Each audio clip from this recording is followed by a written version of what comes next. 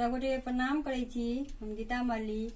आइ दिवाली अछि, काली पूजा सेहो अछि, ताहि लऽ कऽ आइ काली भगवती के एकटा हम गीत सुनाबै छी। सुनै जइयो सबगोटे लाइक करब, शेयर करब और चैनल के सब्सक्राइब जरूर करब।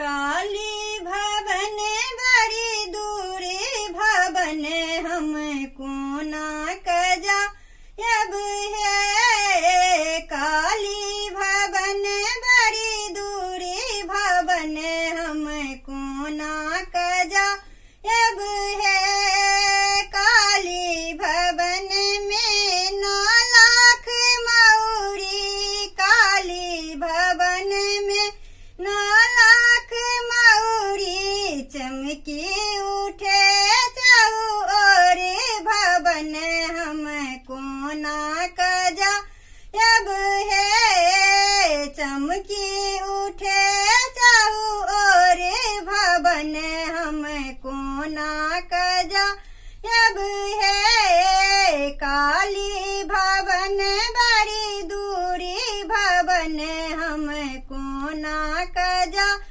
अब है।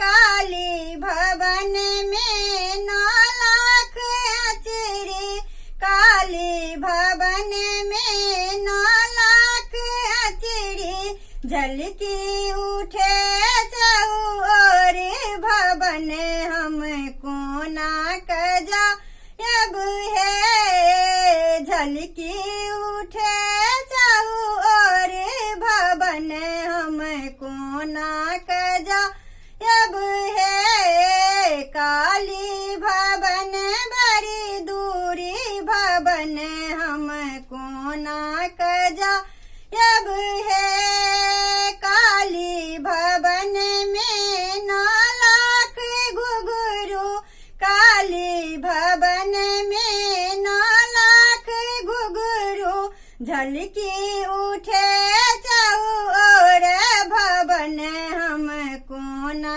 कजा अब है। झनकी उठे चौर भवन हम कोना कजा अब है। काली भवन बड़ी दूरी भवन हम कोना कजा अब है। काली भवन में 9 लाख गूगुल, काली भवन में 9 लाख गूगुल गम की उठे चौर भवन हम कोना कजा अब है। गम की उठे चौर भवन हम कोना कजा अब है। काली भवन बड़ी दूर भवन हम